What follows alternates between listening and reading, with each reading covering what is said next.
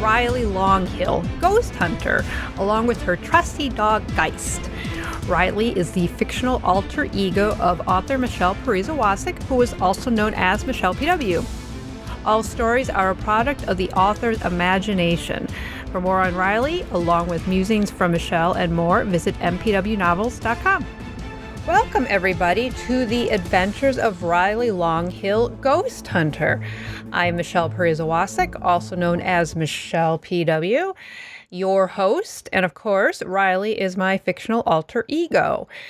And before we jump into Riley's adventures for today, I just want to give a little shout out for my new fiction book, my new novel, It Began with a Lie. It's a psychological thriller, mystery, suspense, romantic suspense, got some paranormal in her. It's just a great big old genre, a mashup. So it's got a little bit for everybody in there. And to wet your whistle, here's a little bit of a description. A fresh start. That was what Becca hoped the move from New York to Redemption, Wisconsin would be for her troubled family.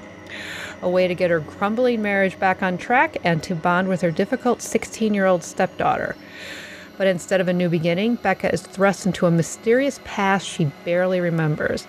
A past that includes the complications of interacting with her old teenage crush, Daniel, as well as living in her aunt's old house, what the locals call the witch house. But is the house really haunted?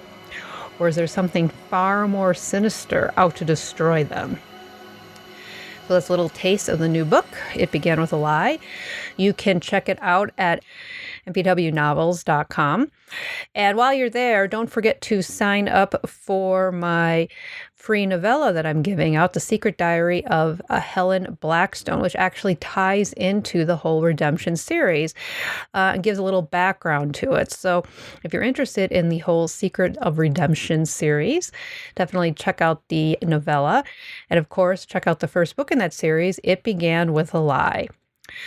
All right, so let's chat about Riley. So this is episode 9. What's that scratching noise outside the door? Okay, so just to recap, remember when we last left Riley, she was in the Hotel Vendome, which is the hotel that includes Abby the ghost and her cat Noble. And she was staying in room 16, which is also known as Abby's room. And she was up-leveling, which means that she was getting all new ghost hunting equipment. So before, if you remember, she didn't really have much in terms of a ghost hunting kit, but now she does. She's got her very first piece of ghost hunting equipment, which is a compass. And she was just figuring out how to use it. So let's take it on to episode 9. What's that scratchy noise outside the door? I knew something was off the moment I stepped back into my room 16, Abby's room. At first, I couldn't pinpoint what it was exactly. Did the room feel different, look different, smell different? I did a careful scan. What was I missing? The bedspread was still smooth and untouched. My ghost hunting kit was on the floor. My overnight bag was next to the closet. Wait a minute. My ghost hunting kit was on the chair when I left. It was not on the floor. Or was it? Now I wasn't sure. I thought back to all the things I did when I first walked into the hotel room. Yes, I was sure I put my ghost hunting kit on the chair because I wanted to get my compass out and... Hold on. Where was my compass?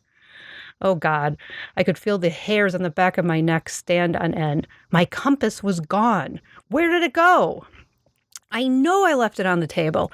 I was trying to figure out the whole north business. Although, now that I thought about it, couldn't I have just looked at the compass? Why did I have to go find Gia? Well, that's beside the point. Right now, I needed to find that compass. I quickly searched and discovered it laying on the floor upside down like it had been knocked off the table. Had I knocked it off the table? Or was it Abby? A cold touch of fear caressed my spine. I shivered. I looked around the room, seeking any sign of a ghostly presence, but everything seemed perfectly normal. Other than my compass being on the floor, that is. I picked it up and tried to orient it to north, but there's something wrong with it. It was pointing west, no matter which way I pointed it. What happened to it? Did it somehow get broken when it fell off the table? I laid it down and stared at it. Now what? I had been so excited to finally have a piece of ghost hunting equipment in my ghost hunting kit to now have a broken compass felt like such a disappointment. Should I try to fix it? How do I do that? A little voice inside me answered. Craig would know. No, I'm not calling Craig. He's my ex-boyfriend, which means I don't call him to have him help me fix my broken compass. Well, if not him, then who? I didn't get the feeling Gia knew her way around a toolkit. I suppose I could knock on Hal's door. He seemed like a pretty handy sort of guy. Probably be happy to help so he could try and weasel his way into this room and do his own investigation. Of course, then I'd have to admit I was a ghost hunter with no ghost hunting equipment. No thanks. Or I could just continue to investigate the way I always had been, with no equipment and just my trusty snacks and caffeine. But that felt like a failure. I was up-leveling. I needed ghost hunting equipment. It appears I had no choice. I had to call Craig. Riley, this is a surprise. I squirmed a little. I need your help. Oh, so now you're asking me for help. If you don't want to help, then just tell me, I snapped. God, this was such a bad idea. I never should have called. I didn't say I wouldn't help, he said. What do you need? Do you need me to come over? It might be tough for you to come over as I'm still in Prescott, Arizona, I said. Are you still in a broom closet? No, I'm in the Hotel Vendome. I'm investigating Abby and her cat Noble. I'm actually in her room. You're investigating a cat? I'm investigating ghosts, I said impatiently. Abby and Noble are both ghosts. A ghost cat, Craig said. Okay, so what do you need my help with? I sighed. My compass broke. Compass? What on earth do you need a compass for? You're not tracking a ghost, are you? Creak, groan, some sort of shuffling noise outside the hotel room. What was that? No, I answered, trying to focus on my conversation with Craig. It's part of my ghost hunting equipment. The shuffling grew louder. I shifted so I could get a better view of the door, but I couldn't see anything. The hotel was pretty old. It was probably just the normal settling noises from an old building. How does a compass fit into ghost hunting? Well, it tracks EMFs. EMFs? Are you talking about electrical magnetic field? There's a lot of creaking and shuffling going on over there. What was it? Was I hearing something in the hallway? Was Gia out there? Or Hal trying to listen in to me? How dare he? EMFs is how you track ghosts, I said. In other words, you don't know what you're talking about. No, that's not true. I did some research. Research? What kind of research? The noise was driving me crazy. I had to put a stop to it. I started edging towards the door. Maybe I could catch Hal in the act of listening in to me. That would embarrass him, but good. Research on ghost hunting equipment, I said to Craig.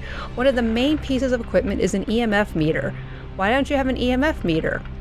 I was trying to quietly creep up to the door, but I stepped on a particularly loud board that made a loud squeak. I winced. Do you have any idea how expensive ghost hunting equipment is? I don't understand. What does any of this have to do with a compass? Finally, I reached the door. I took a deep breath, grasped the door handle, and flung open the door. Aha! I yelled. What are you? The hallway was empty.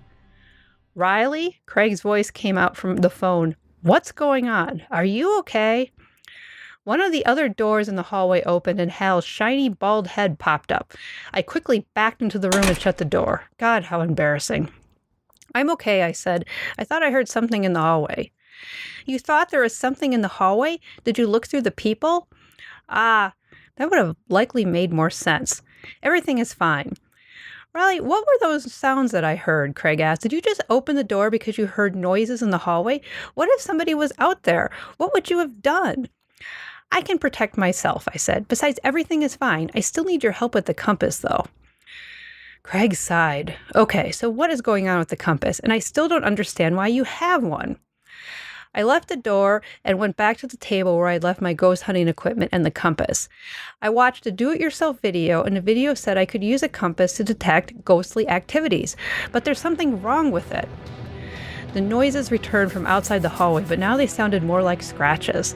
I decided to ignore them. What's the compass doing? I picked it up and shook it. It's stuck. It's not moving no matter which way I turn it. Did you check it in the store? Yes, Just what? Well, it ended up on the floor. You dropped it? I don't think I dropped it. I left it on the table, and when I came back, it was on the floor. So how did it get on the floor? I don't know. The scratching grew louder. It was getting harder to ignore.